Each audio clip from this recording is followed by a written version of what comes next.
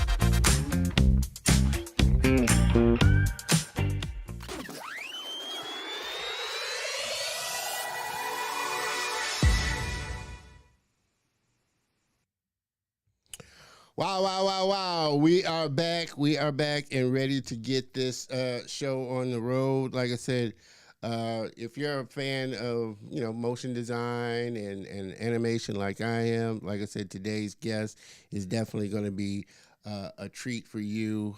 Again, I've been looking so forward to getting my next brother on and sitting down and chopping it up with him for a while. So it's going to be a great show for sure. So, without further ado, my next guest was adopted into a small town in Illinois, about 30 miles south of Chicago. Kind of up in my stomping area there, Ohio. Not quite a suburb. And when he says small town, he means 2,500 people small. That's small. His escape at the time was drawing and copying comic book covers. Although what he drew was violent and detailed, his dream was to work for Disney one day. Being in a blue collar family, it wasn't necessarily encouraged, but luckily that idea never escaped him. And after his high schooling, he kept dreaming of it, even though he wasn't able to actually afford to go to art school until he was 23 years old. Only a few months after graduating, he took his first opportunity to move to LA and follow his dream. Little did he know. Everybody, please help me welcome my very special guest and friend, Mr. Jason Cavitt.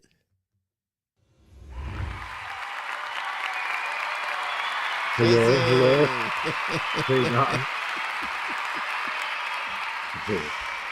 Super excited, man, for having you on. Like I said, ever since Enrique came on and suggested, hey, you need to get Jason on. You need to get Jason on. He's super talented. I've been hounding you to try and get you to come on. So I'm finally glad we've been able to get this together and have you on the show, brother. Like I said, you do some amazing work. Well, it's great to be on, but like I've said many times, the idea of having to hear my voice and see my face always like scares the crap out of me. So I guess Trust it's me, it one of scares me too. Not one of the yours, but challenges. I mean mine. Just coming on and being on camera, I know can be a bit much for people. And like I said, we try and make it really fun and comfortable. But definitely, I hate the way my voice sounds, and definitely, don't like the way I look. So I think it's a phobia most people have of being on camera. But again, like I said, I've been super looking forward to diving into your journey. I'm always fascinated, how people's paths kind of take them into this industry, kind of where they started, and their thoughts just on the industry in general. I mean, you alluded in your bio that it wasn't necessarily encouraged. So did you have any other illusion growing up of doing anything else other than this? I mean, was there any other kind of profession that you thought you may wind up in that, outside of art and motion graphics and what you're doing now? Well, of course, I wanted to be like Superman, maybe a fireman. You know, I guess there was a lot, but it didn't seem all that probable either. As you grow older, that it's something you can make money on, and so you know that's where the blue collar family forces that thought process, and it's not a bad one or a regretful one because it Yeah. does make you more creative, more thoughtful about what you're choosing. Yeah, yeah. Well, I mean, in the fact that it was a blue collar kind of family, and not something that was generally encouraged. Didn't your parents didn't go out of their way, or I won't even say out of their way, but they didn't discourage you from going into it, did they? Or try and steer you, like say, oh well, maybe you should have a backup, or like a business degree or something like that that they thought was a little more stable. Oh, they would mention things. They would throw hints like, oh, look at how awful your handwriting is. You should be a doctor, but if I wanted colored pencils or something for Christmas, they would get it. They didn't discourage it, but I think it's just because it's something that I would figure out on my own. Yeah, yeah. Well, did you have a particular like space that you thought that you know, would be the one that you wanted to go into? Because I guess at that time you weren't really, I guess, global aware so much that motion design was a position. You just Oh, was it animation? yeah, Was at it the that time, cartoons? yeah, at that time it was like cartoons. So it was Warner Brothers and Disney. So it was more that kind of animation. So everything I was doing was trying to like take that and up it, but without realizing the amount of work just what those animations take versus the kind of drawings that I wanted to make to be done frame by frame. Like, why Yeah, I can't I think do better than this? yeah, I think once you find about get the knowledge of how it's actually done, I think it's a little easier, a little easier now with computers and stuff. But back in the day, drawing each sheet, you know, like you said, frame by frame, Yeah, it's a lot of work. And I think a lot of people don't get that it's a lot. It takes a lot. yeah, kind of like when your parents yell at you for not eating like all the meat off the bone, and you're like, "Oh, this is like a bite," and then you have to buy your own groceries and food, and you're like, "What are you doing, wasting that?" Yeah, and then you start to become a little more conscious of Yeah, it for sure. it's the same sort of thing. Oh man. Well, the fact that because I come from a relatively small. I don't think that small. 2,500 people. That's really small. I think we had more like 20,000, which 18,000 Sandusky, which where I came from. But was there? I mean, how do you feel like growing up in a small town kind of helped to shape you wanting to do something bigger than I guess what maybe most people did, just getting a job and finding their way. Yeah, because I was comfortable there. Like I could have, stayed there and been perfectly happy in a different world. I guess I just wanted to at least try something and see if it would pan out or Yep. what the actual challenges are. Because at that time, I felt like I've figured out things that I didn't think I was capable of, and then it continued to encourage me to continue with other things that maybe were dreams, but not with a lot of like researched effort. Like I wouldn't even know how. It's just things kind of coincidentally would present themselves of opportunities, and I felt like I didn't want to miss that. Yeah. Yeah. Well, with the advent of the pandemic happening and then people working remotely or everything like that, had that thought ever crossed your mind about, moving from LA, back to the Chicago area or Illinois area and No. continuing, or are you I'm entrenched in LA now and the LA life and Yeah, I always joked that I thought when I graduated college, my portfolio is so amazing, and that I would just like live in one city for a couple of years, another city, because I would just get a job so easily. But I always joke now that I wish I would have moved to LA last. really. It's for that because now it's like hard to like picture myself because I hate humidity. So to move to the southeast coast or back to the snow and to another city that I would probably be fine in as well. But Yeah, yeah. it's Well, hard you're, to leave. well, you're way better than me. Like I said, I moved specifically down to Texas to get away from the cold because I can't do the cold like I used to when I was younger, for sure. Well, yeah, that's Uh, for sure too. Well, and so you went to, like I said, as I was going and doing research on you, you went to, a few schools. And what made you, or what school do you feel like, you kind of got the most out of that really helped you? You went to Noman, and you went to, the Art Institute.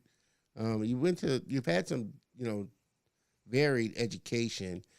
Did they give you different things, or was there one school that really propelled your skill into motion design and animation? Well, it was most different things. Like No Man was just some classes. I wanted to learn ZBrush. So, by then my career is kind of flowing. I was just trying to keep up, to understand things that at that point seemed to be trending. But as far as actual education, I think the best thing about college for me was learning about the deadlines, like taking accountability for missing or making a Yeah, deadline. yeah, yeah, Because sometimes maybe it's a project you don't care, but then when you have to present it in front of people, all of a sudden you care for everything after that. yeah, for sure, for sure. And do you feel like schools like Noman that can offer you just individual classes, or online schools like Animation Mentor and some of the other kind of online schools? Do you feel like that makes it a little more affordable now for creators to get training? Because you alluded that early on you weren't actually able to afford to go to school. And I think it Well, it seems wasn't like until I was able to get student loans. So well, that's trust me, I don't know if you really want a whole bunch of them for sure, because it took me a long time to finally get mine off my back, and I didn't really get a big school loan for sure, but it just tends to seem to stick with you for a while for some reason. yeah, You yeah. pay the minimum, But and it's all right because I wouldn't be doing this if it wasn't for that. yeah, yeah.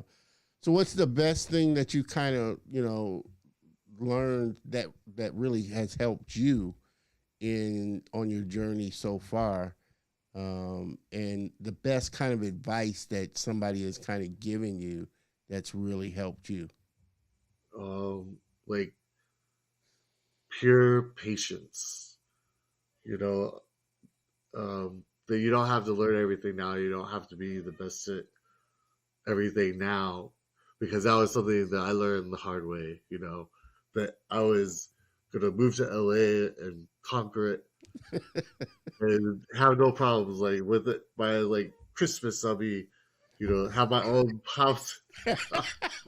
Yeah, have all But these with the dreams. patience of like encouragement, because then working on my reel, and every once in a while having an interview where someone would tell you what is wrong with your portfolio. Yeah. It would just be like, it's all over the place. I can't tell if you do this or you do this, you know. So, Well, was that something that was, because I know a lot of people have trouble with criticisms. A lot of, I won't say a lot, but there are what some I, people what, that have a hard time kind of taking honest critique that's really meant to help you grow.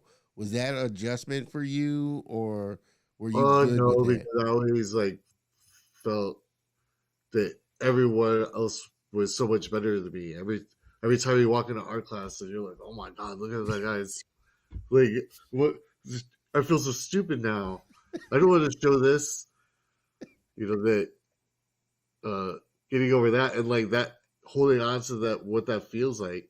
So when you see someone else struggling or maybe not as good, that you don't immediately look at them like they're just, what are they doing here, or just that general attitude. And when you keep that, it doesn't make the day so hard. It doesn't make like the work you have to do seem such like a struggle. Yeah, yeah, yeah. Well, I mean, for you, did it take you, once you got finally started getting work and getting into a studio? Did it take you a minute to kind of get past that? kind of imposter syndrome of being on there, or were you immediately kind of in this space where people, the veterans that may have been there, were really helpful about, helping you to learn and helping you to get better? It was like, yeah, it was like a combination because sometimes it would be from a negative point of view, but it would also kind of help. Like I always use the example of, sometimes there's people whose dream is to be an astronaut, but then they become a NASA scientist and they feel like a failure. Yeah, yeah, And I yeah, think it's like getting over that and like having people that tell you what you're really good at and things that maybe you're not, so that you understand and maybe can learn that you might or you should be taking the other path. yeah, yeah. Well, I mean, I know a lot of people, like I said, they kind of, I guess, they start off one way, and I guess when they get in the industry, they find their kind of lane that they of the type of work that they like to do and the type of work that they're good at, I guess, doing. Um, when you got into it, what was kind of the lane that you kind of started in? Was it illustration? Was it animation? Or was it motion graphics? And kind of when did you? How long into that did you kind of find your groove about what it was that you really enjoyed doing? It kind of started out doing anything through context I was making, and in fact, that's how I met Enrique. Is my very first job was at the company that he worked at. Yeah, It's I would just come do like little things, and I didn't really know After Effects that well. I was more of a 3D person, so uh, I did a couple of animations for them in 2D and After Effects, and worked way more hours than I logged because I knew that I was like looking everything up. I was struggling. But as long as like the next day when they asked to look at it, yeah, they you know they have no idea how long it takes yeah. until like the fourth day when they're like, Jason, come here. Like, have you been sleeping? Like, have you been going home at night? Which I would, but it's like I go home and then be stressed out and Yeah, then go back early. yeah. And then I kind of learned how your brain works, even though you're sitting there thinking you're working so hard, but you're messing up. You're you know not doing things properly. So getting the rest, even though you're like, I have one day left to do this, I don't have time for rest. Yeah. That could make you refreshed enough in order to do it much more efficiently and better. So how long did it take you to kind of, I guess, get past that point to where, okay, you felt comfortable, you were able to keep up with the work that was coming in and kind of handle the pace? Because I think that's a lot of, I think that's, un, unless you're in a class or a school, which I guess most do, as far as giving students a studio environment. But of course, it's totally different when you have like hard deadlines, and millions of dollars are on the line of a project. Probably is a few years ago, so like 18 years in. But even then, it starts changing, and you start to, you know, have to realize you have to shift again. Yeah, Because I have like I would build flash websites for like way under cost or the prices should be, just to have things that force me to make quality things to put in my portfolio. yeah, Like little infomercials, graphics, and stuff like that got me the contacts of the people who have assisted me the whole way through my career, but always feeling like you can't let those people down. So it's more of you're feeling that more stressed out because of that pressure. Yeah. But then, you know, 4 or 5 years ago, when it's like, okay, I can do that and I can keep up with what you can. And I'm not afraid to tell you I can't Yeah. because I'd rather just go home and look for another project than spend all this time doing something to force myself to learn it. Yeah. Yeah. Well, and along that line, because I think, there was this kind of period, and it probably is now. A lot of artists deal with, the stress level of, working in studios, especially those studios that, are really cranking out a lot of work, and just the whole process. How do you kind of manage the stress level of working on, because like I said, there it's a totally different thing when you're in school and they're showing you this studio, pipeline and how to Mhm. work within the pipeline. It's a totally different thing when, like I said, you have a director that's, and it's a feature film coming out or something that you're working on that's really got a big budget on the line, and they're really trying to put the pressure on creatives to get the work out, especially churn out a lot of work, in that. So how do you, as a creator, kind of help balance that stress level that can rise up working in a studio environment and working on these kind of projects? Well, I think for me, I've always been the person that is like, you tell me I can't do it, like I'll show you I can do it. And so for me, being handed those types of things, those types of challenges, I take it as like a compliment. And yeah, sometimes maybe take too much, but because I know that I dreamt of this and I'm moving Yeah, towards that goal, and that there's other people behind me that are slowly doing it and sometimes getting discouraged, yeah, but where you have to get rid of that. It's a horrible thing to say, like work for free to get your opportunities, but to me yeah, it's not working for free or not. It's working with people and getting them to see how you handle the pressure, and then you yeah, turn it to the person who's like, let's get this done, yeah, versus someone who's blaming everything why nothing's going right, yeah, yeah. or having temper tantrums.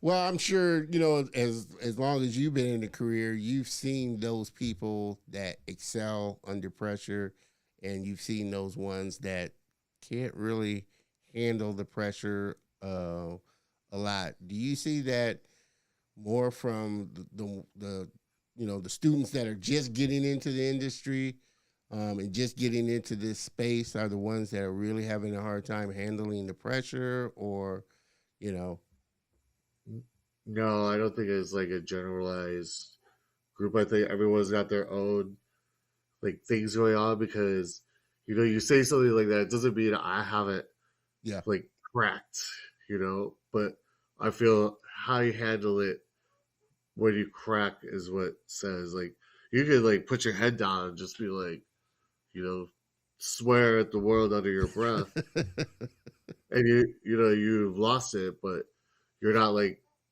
tearing people down along the way, Yeah, or just trying to blame someone else.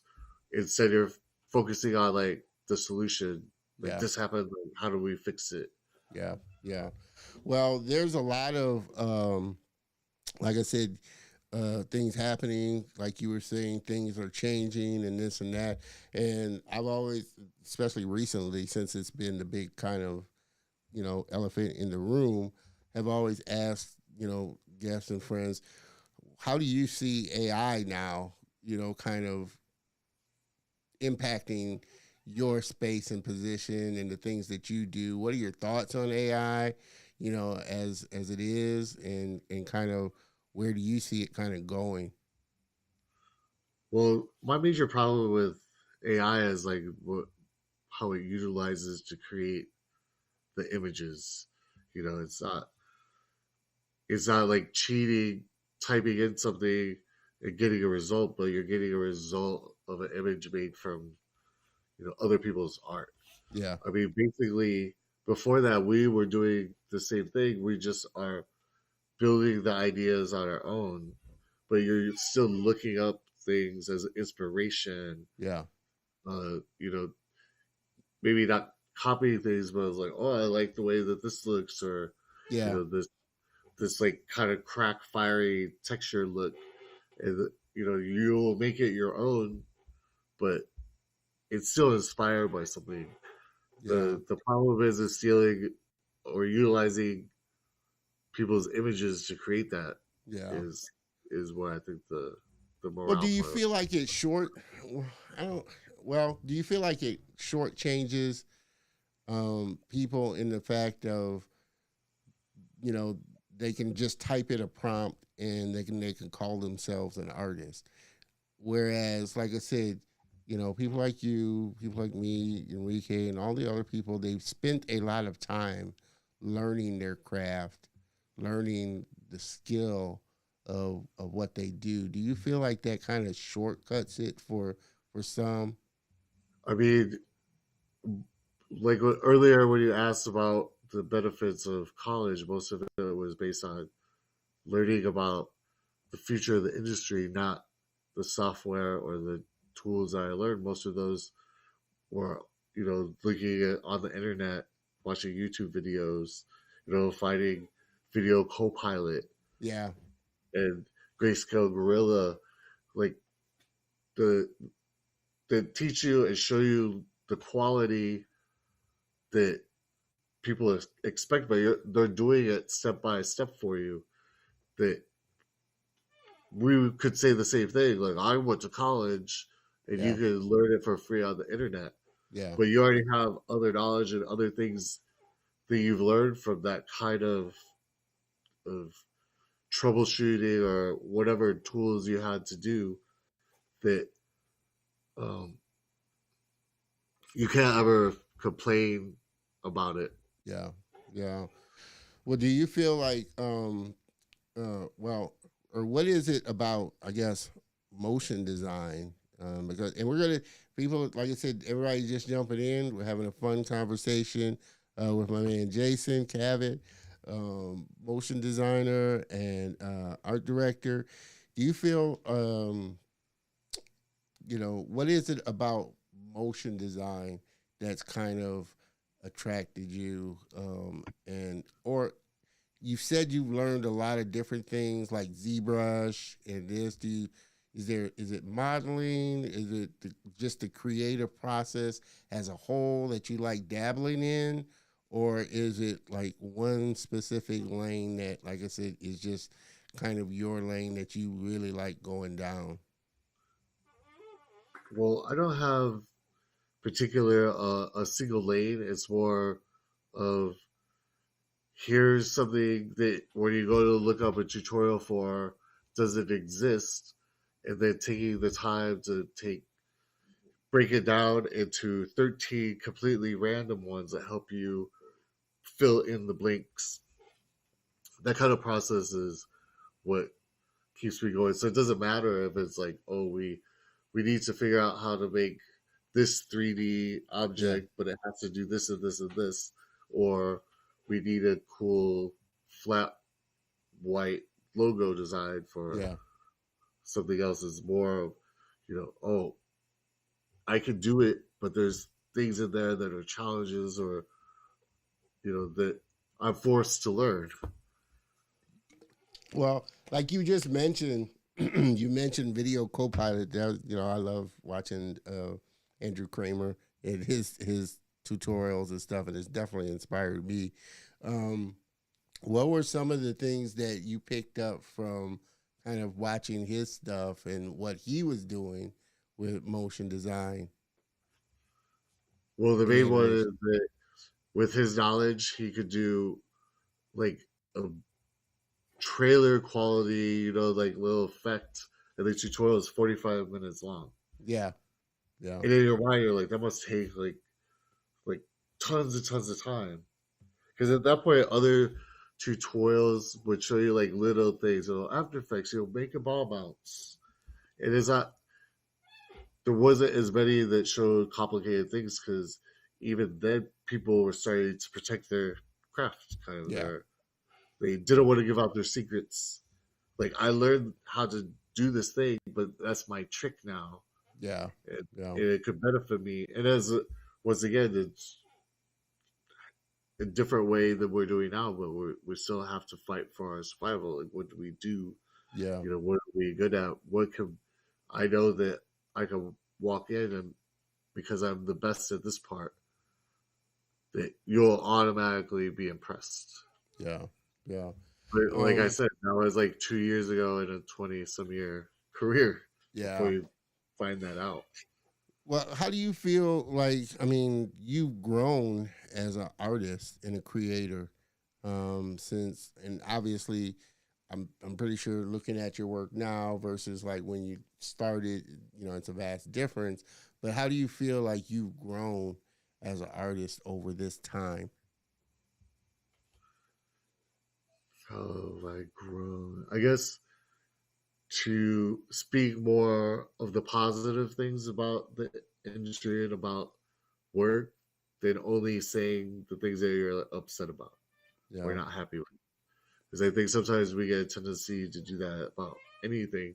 I almost wrote a Yelp review once because I was unhappy with my food, but I never thought about it the 10,000 other times I got food and it was amazing. yeah, yeah, So I think in the industry we get kind of caught up in the same sort of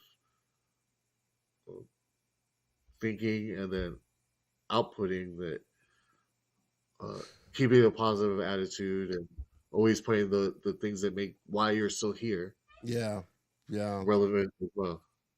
Well, obviously, the ones that are really passionate about it, stick it out through all the ups and downs and stuff. Right now it seems like the industry is really kind of going through a little rough patch with people out of work, looking for work, trying to get into studios and things like that. Do you feel like that's one? Well, what are your thoughts on kind of the cause of it, and do you feel like it's a part of it is a big influx of creators that are coming in that are going to school to learn this and get into the industry, or what do you feel like is kind of the reasoning? I mean, I know there's always things are cyclical. There's always going to be this up period and down period type of thing, but now why do you feel like it's kind of the industry is kind of going through this little stage of really people having a hard time finding work? Well, I think a lot of it is because of things like this, the streaming. People haven't figured it out yet, and so you know you throw all episodes of your show on the same day, and then that's over. People can finish that in like a week. You uh, know, 12 episode show, so they constantly have to keep making content, and so they can't afford the same budgets, yeah, so they squeeze. But you know, I don't know what to say about it. Is like keep sticking to your guns and yeah, like being fair to yourself and fair to what your value is, and when people try to undercut it, that it makes you weaker. yeah. Well, do you If also you tell them feel? your hourly is $60 an hour, and they say, "Well, how about 40?" and Yeah, you take it, you're never gonna be able to get that. yeah, yeah. Well, do you also feel like always continuing to level up your skill, learn new things, learn new software, do techniques is a thing as well? Or do you find that a lot of artists they just want to stick with what they know and try to ride that out as opposed to learning these different things that are coming in? Well, it's hard to say in any one particular instance. I'd say to learn as much as you can, but as all the things that I've learned, there's some things that like I would barely use, or later it would kind of like no longer be as relevant. And so, but at the same time, you have learned something, like knowing that software is learned something you can apply Yeah. somewhere else. But there's no real, because some people, they could just fall into things, or you know they're they're happy just doing the same thing. Yeah. And why? Because sometimes you jump around and you are learning new things and learning new things, but then as you get higher in your career, you kind of like, if you stuck to the one thing, you might have been further, Yeah. or Or more like know more specialized about in one that. thing. Yeah, it's more specialized in that kind of one thing, for sure. Again, everybody just jumping in. Mr. Dewan, appreciate you tuning in. Greetings, Don and Jason.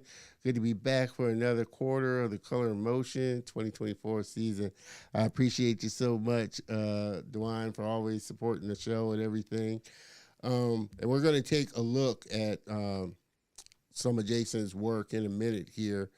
But obviously, uh, moving to LA was a good choice for you. Was it because that's where the work was at, or that you decided to move to LA after high school, type of thing? Or Well, yeah, that was where like the movie studios were in my mind. you know, So so how long did that it was take the you once you place. got there? Once you got there, actually getting um, one, your first project, whether it was in a studio, full time, or whether it was freelance. How long did it take you to get a project once you actually moved to LA? Ooh, it's like a real project hired from, it was about 2.5 years. Wow, 2.5 years. Yeah, So it what took did a you? long time. Yeah, that's a long time in between. So I just kept going because always the ringing in the back of my ears is my dad being like, "So how's those student loans going?" That was a waste of time, wasn't it? how's that working out for you there, son? Yeah, you know it's gonna follow you around for the rest of your life. So like, at least if I have a job in the industry, Oh man, you know, I hear you. I'd be like, "Oh, I feel lazy today," and then there's a voice. Hey, do Oh you have health man. insurance? Oh man. So and what was kind of the toughest tool for you to wrap your head around? Was it After Effects, or was it The zebra. ZBrush? Was That's why I ZBrush? went to the school for it. So when I was trying to learn it online, I just couldn't grasp it for some reason. It's like usually the 3D software has like some similarities, things that you're like, okay, I need this tool, but in this software, so where do I find it? Yeah. Whereas ZBrush is completely different. Just the navigation was like felt unnatural, So I had to like be in a class where it's focused and taught in the way where you can understand it. You're starting out Yeah. Yeah. with the right Yeah. process. And that's where I think the you have to, as a person, decide whether doing online training or learning yourself, like through YouTube. Some people can grasp it and really dive into it, but other people need a more structured type of school environment to learn the software and really get into it. um, and just being around other creators, doing it. um, Yeah. and for you, um, was it was it that being around other creators and being in, alongside other creators, or was it the training, the teachers that really kind of drove home? Okay, I get the interface, I can get you know the software and be able to go through it relatively easy. Was it a combination, or was it a combination of both, learning from other students and um, the teachers? Uh, I think it was more from learning from the students. the teachers, you know, are teaching you how to like think, how where to start, because no one wants to start, let's make a box. Yeah. You're not gonna sit at home and learn like, okay, this is a cube, this is a sphere, and you just want to like, how do I make a microphone? Yeah. Yeah. So you're not learning like the process properly. You can create things, and you have the imagination to, but school at least help you learn. Okay, it is better to learn this boring The step box, the thing principles. because it'll tell me things that I wouldn't have known otherwise, even if it's unintentional. Yeah. Yeah. And do you think that that's kind of the thing with you know most students and most people kind of getting into it? They want to jump right into, okay, I want to make a dinosaur or a big feature film, and as Yeah, opposed to learning the principles of the software, the principles of the you know animation, the basic principles of animation, squash and stretch, all that kind of stuff, timing. Do you think that's the thing where we're so hung up on the seeing the end product, seeing the big film on screen and seeing the credits, that's where we want to jump to, as opposed to doing the boring little things that lead up to that. yeah. I mean, you can't, look around the world and think that it's any different. Do you think, a football player just like, I'm a pro now. I just go to work. I throw the ball. I don't have to do drills, Yeah, all week and go to practice. In any industry, you can't, expect that you don't have to do the mundane. It's yeah. ridiculous. Do the mundane work and do it. We're getting ready to take a look at some of Jason's work. He's worked on some amazing projects. And then we're going to come back and kind of dive into a little bit of it. But you'll get a great feel of the quality of work that he does, and just the vast amount of work that he does. So let's take a quick look at some of Jason's work.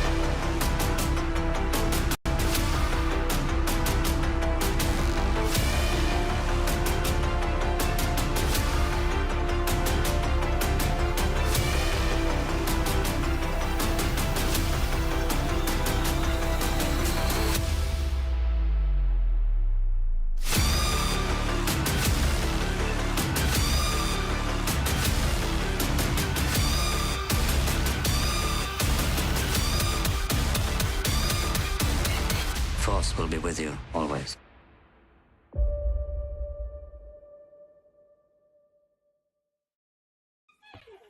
Oh, some amazing, amazing work, and the editing was really great too. Because I know it's very difficult cutting shots to beats when you're doing stuff. But amazing work. Like I said, you worked on a vast number of things. Um, Obviously, um, like you said, your when you started, you were drawing like really, violent and detailed stuff. Your stuff is really, I guess it's not the typical Disney stuff. Is this the style that you kind of like, or do you get into like children's style? Are you interested in getting into kind of children's style, animations and motion graphics, or do you find that you like this really dynamic kind of more, I, I won't say adult style, type of work that you do? Um, to be honest with you, like the variation of work is what I like. It's fun. I have some things that aren't in there as like for kids Yeah, vitamins, and I make this like it's like a cheesy animation of a factory how the vitamins are made, and so that's super fun too. It's enjoyable thinking like that. That was just something that at the time of being an angsty teenager yeah, that you see like a Spider-Man cover or Venom, Spawn, yeah, like those things are just like look at these drawings like someone sat and drew this and like to even think like that because growing up Disney or Warner Brothers is cartoons. yeah, really So that was slapstick. a whole different thing. Yeah, yeah, and I'm kind of like you. I like a lot of different styles. It's really just the creation process, and depending on what the story calls for. I like the Disney. Well, I wasn't really a big Disney fan, more so than I was a Warner Brothers. Yeah, Bugs Bunny's kind of yeah. slapstick kind of humor. I really liked, Well, I but kind I of also like adult style anime, more cerebral type of animation as well, and work as well too. So it runs the gamut. But I know there are some people that their forte and what they really like is focusing on like I said, Nickelodeon children's style animations more than doing other styles of animation and things like that. well, yeah, and sometimes it's just once again there comes a point where like you're so passionate about it, but you want to go to work and then do your job and go home and to your kids and all that, then try to learn something new that's not doesn't allow that, and you don't Yeah, have the passion is now your family and not your work. work. So do I go home or do I like try to learn this new thing? And now I don't, I'm not home for my kids or something. And I Yeah, don't even have children. I'm just saying the progression of what becomes important, or like when you're talking about people getting like criticism or something, is the people who are usually doing that are the ones who are paying me. So if they want to change something, I don't yeah. have like a personal Personal. attachment to that project. I do. I want it to be good, or I want them to be happy with it. So that to me is more rather than like ruining the whole rest of the day. Like they ruined my design.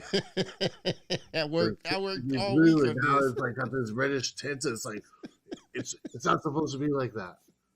It's like sometimes, yeah, you're like, why did they do that? But in the end, Yeah, when they ask you to do something that doesn't make sense, and you're okay, I'll do it. What am I going to get out of arguing about it? yeah, yeah. Fired. Yeah, or just the other people look at you. It's like when you grow up in a family and your sister's doing something is going to make your dad mad. It's going to ruin the whole time. You're like, Yeah. stop doing that. You're ruining it. Oh man.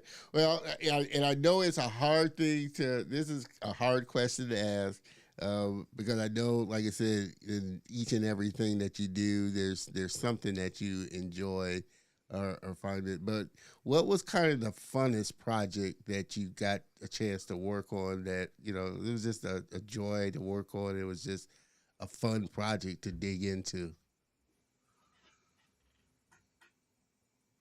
I would say probably my favorite was the PUBG Season 8.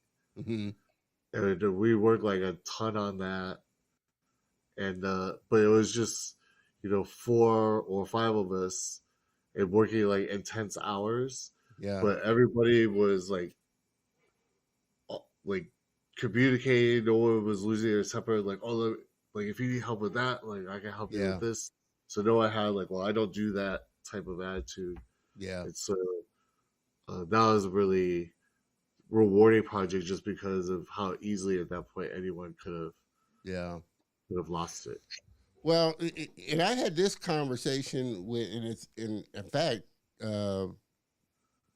she was on with Enrique Aubrey Eden Dukes. I don't know if you're in fact, I've been working with her at Powerhouse for a while. She brought me. Well, do you feel like I said, with the advent of so many projects coming out, so many episodes coming out, do you feel like the time frame is getting shorter and shorter to crank this stuff out? As well.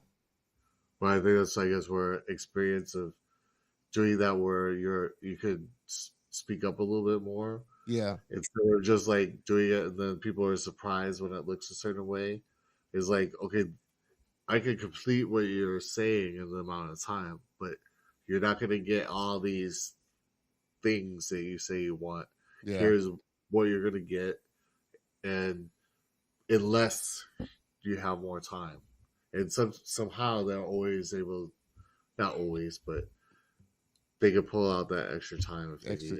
Yeah, when you tell them you can't get something that they really want, that's when, okay, we can find some more hours in it. Mm-hmm. Yeah, sure. And then worse is when you're freelance or a salary or something like that, where, if that doesn't work out, you're the one who ends up putting in the extra work. But that's where, once again, the patience of going like, well, I've learned now I should pad in some time for, or if it's a project that maybe I don't really want, or I feel I'm gonna be challenged at, that I should find someone that is better, and I can work with them to also learn some tricks. Well, is it easier for you now to say that, or hey, this isn't quite my forte, or this is something that I would love to do, but it's going to take me a little more time to actually complete this? Yeah, this is my last stint of freelance, so it was more like I'm going to end up working like 300 hours on this project when I thought that you were clear on what you wanted, but then you're changing your mind like almost a full spin around. Yeah, 360. So that's not what I've been for. They would say something about, it would start out like, oh, just real simple, just even a font or something. Yeah. So you're like, okay, and then next thing they see the Avengers trailer. They're like, actually, I want something like that. Yeah. What? Oh man, I totally feel you, because I fought for it a lot. I did a lot. And even times when I knew better, and I was still like, oh okay, man, I didn't know that much. I'm laughing. I'm laughing because I think every freelancer or every creative has come across that, where the client, I just watched this. Can you do it like that? Or, I just saw this. I want to, can you add a little bit of that into it? It's like, okay, it's funny. But hey, that's the way, clients can be sometimes. That's what happens. Clients can be. Yeah, but that's the give and take, is either clients or Mr. Dewan loves the trailer. I felt blown away by all the big names you've done motion graphics for. Those were some dynamic effects for sure. Obviously, you've had, like I said, a varied amount of projects that you worked on and things that you've done. Where do you kind of see Like I said, the industry progressing to, maybe in the next 3, 4, 5 years. Like I said, right now we're kind of going through this AI phase thing. But, in your mind, how do you see the industry kind of going, and just in how studios are, like you said, streaming and then going episodic, to keep people on Yeah. the platform type of thing? Well, that's what I see is like a lot of content that's focused around, trends around, what's the style now. But I think what's going to be interesting about that is like there's going to be a lot of things that come up, that are more risky because there's some studios that maybe are like, we don't want to fail. We're going to take this risk, Yeah, to do something that's a little weirder, like everything everywhere all at once, yeah, you know, trying to probably explain that movie in a pitch and a 1 page synopsis is, you know, pretty hard. yeah, when someone took a risk, Yeah, and yeah. even Well, the I mean, marketing for it and, represented and, that. and do you feel, and like I said, with that, do you feel like it's the studios that will start to learn to take more risks? 'Cause, I don't know. I don't know about you, but I kind of get, when you get to a movie that's like, 4 or 5, like, Freddy Krueger 4 and this and that, it gets to be kind of Yeah, that's redundant, the studios.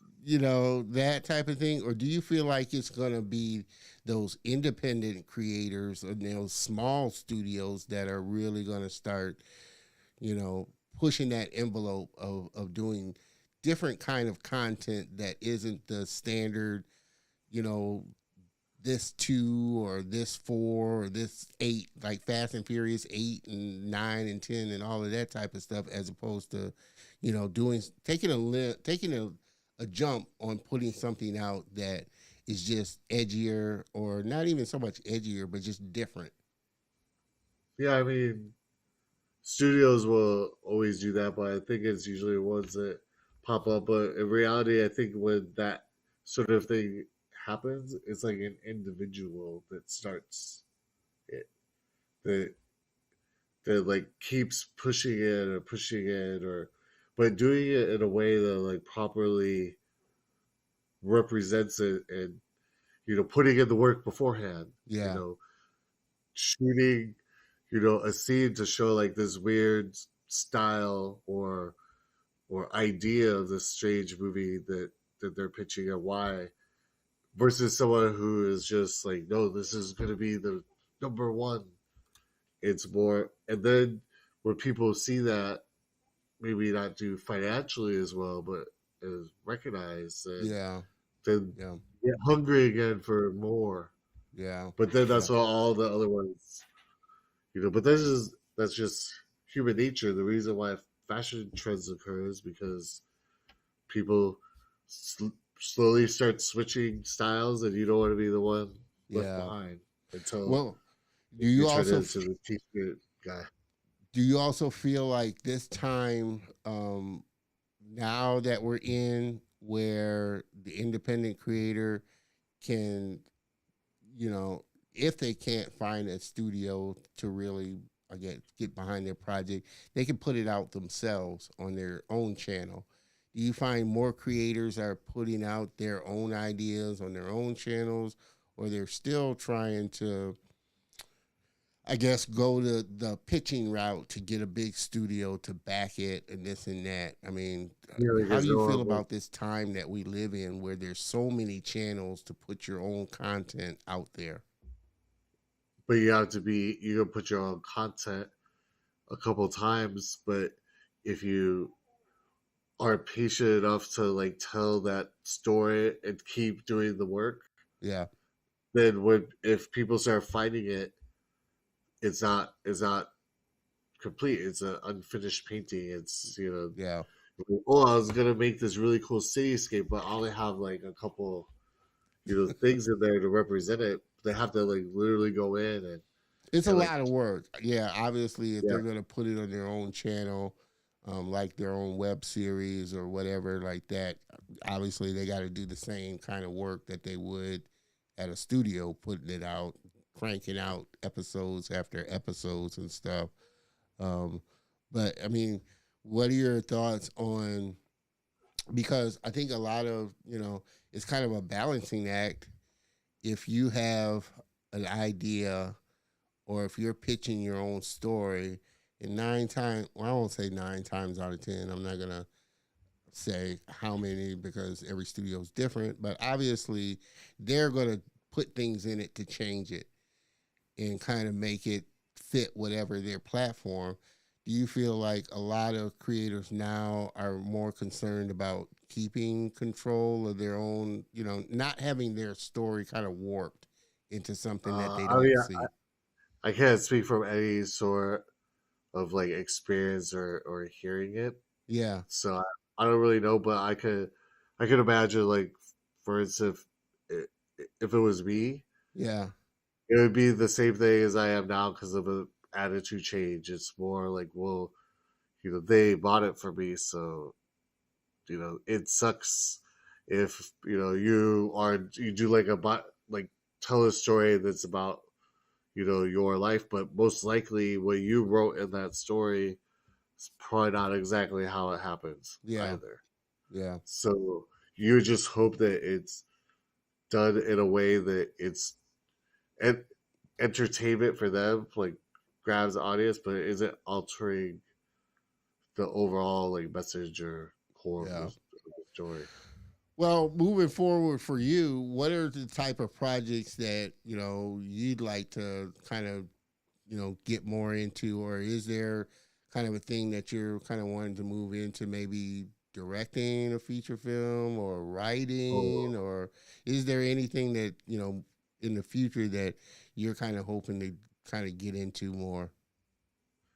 I mean, for fun, yeah, writing is always something like, you know, always when you watch movies or you hear directors talk about their movies, like the Coen Brothers, where they're like taking a character, someone that they know, and like putting them in a scenario and then making a fictional Yeah, story about it. So that kind of thing is fun for me, just verbally creating entire backgrounds and stories about some person that doesn't even exist. But as far as like pursuing it for to pitch to me, then it would be me my responsibility to just do find a way that's reasonable that I can tell that story yeah, in a way that I wouldn't get unmotivated got you. if it was that important. It's like adjusting. It doesn't always have to be the same. And right now, I'm in one of those lulls where I don't really, my goal is to continue to work with people who like what they're doing. Yeah. Basically, is not about the project right now. Yeah.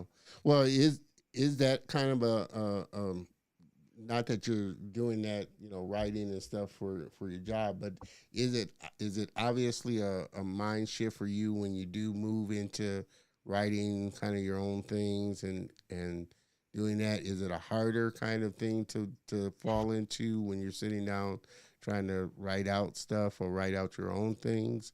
Uh, Yeah, because you don't think it's you're like, why am I doing this? Like, people aren't gonna be interested. You overanalyze it. You're like, man, I sound like a crybaby right now. What am I writing this stupid thing for? oh man, like But I that's why said, I don't really care. I'd rather, do it through conversation or yeah, like yeah. integrating with people. Yeah, and I think working obviously, it may be tougher for some to kind of work, themselves as opposed to say having a writing partner to kind of bounce ideas off of and bounce things back and forth together. But I know for me, like I said, I have ideas, but I'm not a writer. I'm not a screenwriter or anything like that. So sitting down trying to write it out is a little bit more of a struggle for me than the actual Yeah, creative it's not, side of it. it's not like a thing for me. You know, I don't know what's next, but I just keep doing what I do and just working with people that like doing it. I feel in the last like 10 or so years, the places I've gone, it's usually been mostly like that. Yeah, yeah. Well, I mean, on the project that you said was kind of the funnest, it was a relatively small team.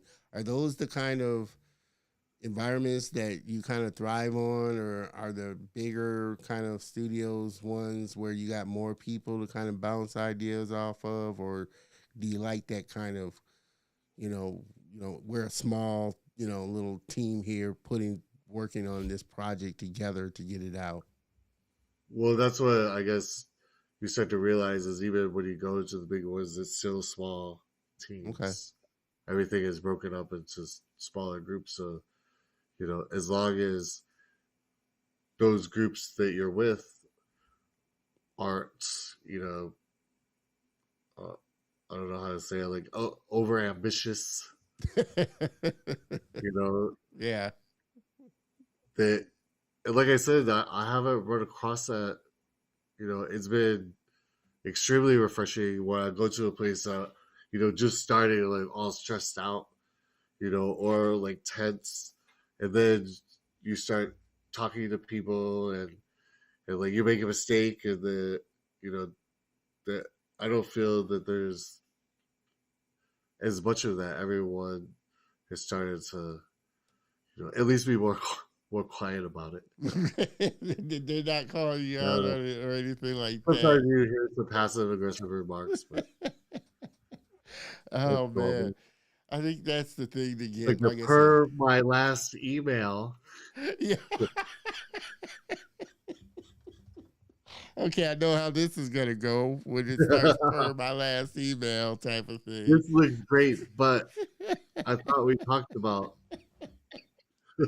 Oh man, and I guess that's where, like I said, the personality comes in of you being able to take that, channel it in the Yeah. right direction, and use it to fill. But I mean, I know, like I said, it's always a tough thing coming into the industry, feeling like you can kind of keep up with what's going on, and you hope that you get into an environment where the people are Yeah. encouraging and kind of helping you to really get into your space.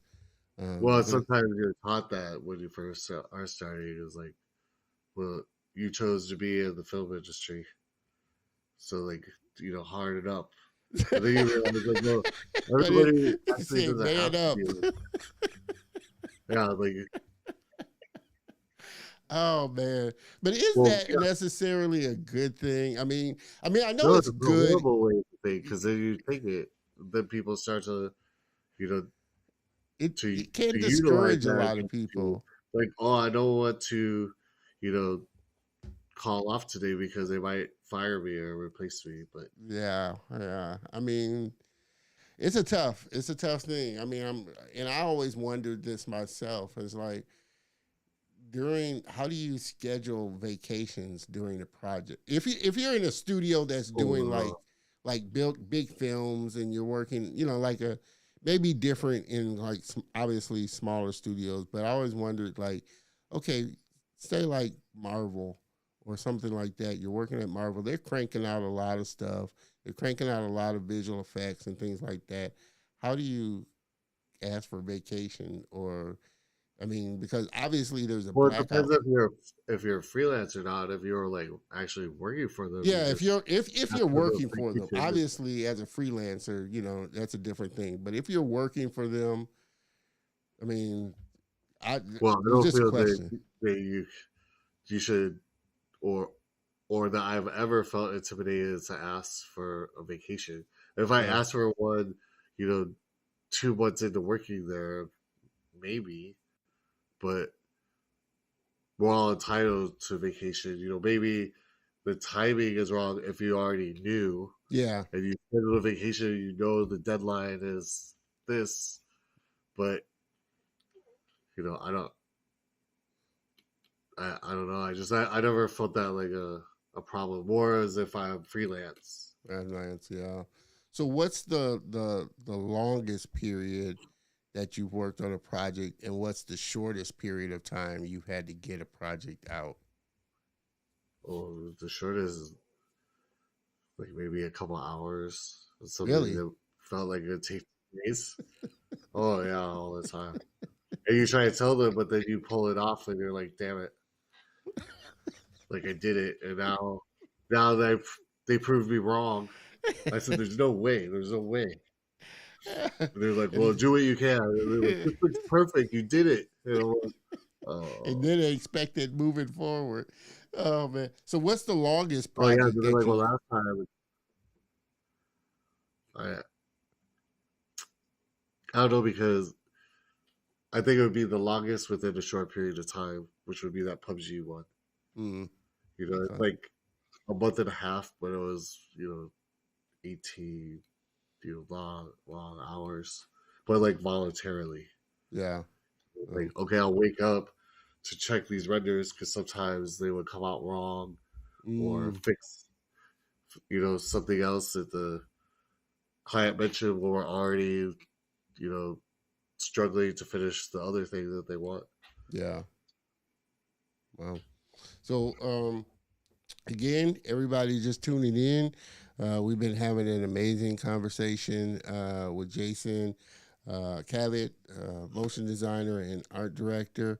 And I'm always amazed at how fast these shows go. We're always over an hour in, for sure. It goes by very quickly. But I want to ask you, kind of before I let you go there, Jason. What advice do you give younger people looking to kind of come into the industry, and that's, like I said, would be the best thing for them to kind of keep in mind? Ooh. I would say is to never think that you know more than somebody else because there's always gonna be someone that is gonna. If your whole thing is that you're the best person there, then it's very easy for someone to come in and and take that from you if that's all you have. Yeah. So Um, it's they keep the like I ask young people all the time like different shortcuts or how do you do that when in my head that I have like how I would do it, but maybe they have a different way that's easier or more efficient, or they've done it way longer. yeah. Yeah. I'm always amazed at that as well. And you know how I always like to do when guests give great nuggets of information. I always like to drop a bomb on the bombs that they drop, for Nice. sure.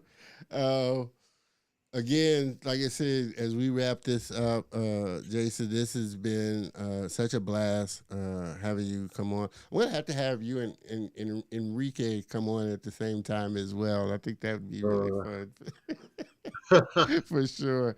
Uh, but definitely, uh, as you everybody just tuning in and stuff like that, definitely make sure that you connect with Jason. Check out more of his work.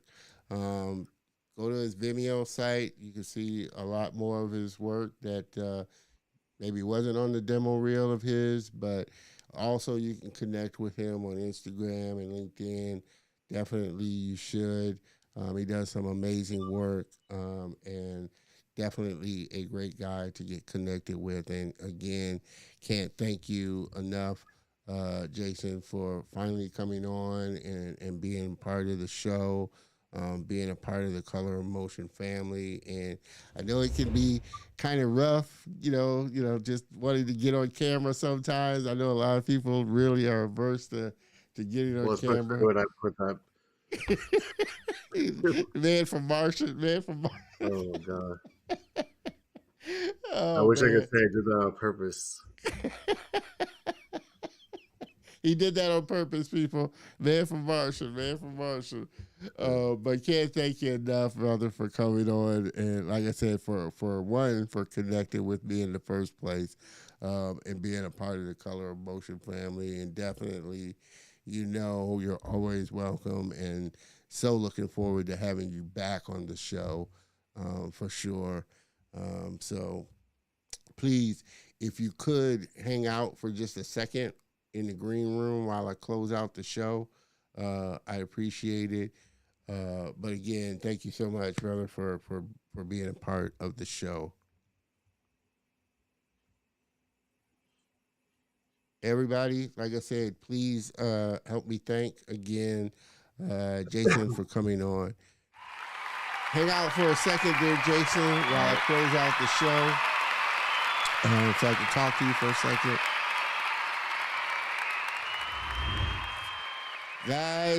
Guys, and gals, I appreciate, like I said, you joining with me. I hope you enjoyed the show as well. Definitely, like I said, if you didn't catch it live, make sure that you tune in or go to the channel and check out the episode. You're always able to check out all the episodes after the fact. Mr. No Parking, appreciate you, brother, for tuning in, for sure.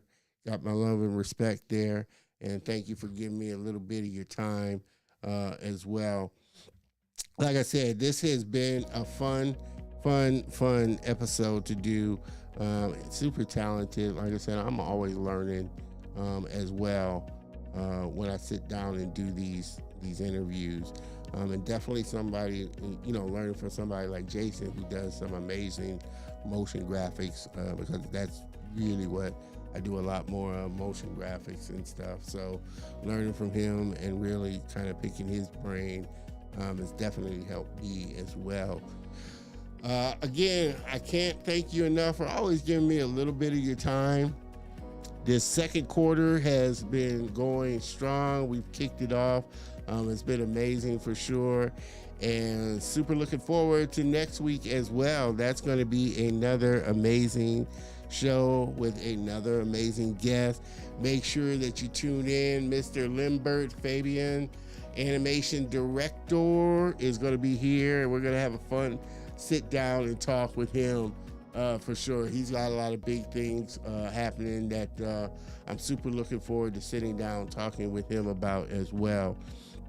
Again, always thank everybody for supporting the show, making it, the show that it is. I can't do it without you, the viewers, and definitely can't do it without my friends and guests coming on and being a part of the show as well. It's always a pleasure and a privilege to do this show and connect with all of you as well. So with that, we are going to close out this episode. Make sure you join us, like I said, next week. Same bat time, same bat channel. Have a great weekend, everybody, and have an even better week. I will see you next week. Cheers.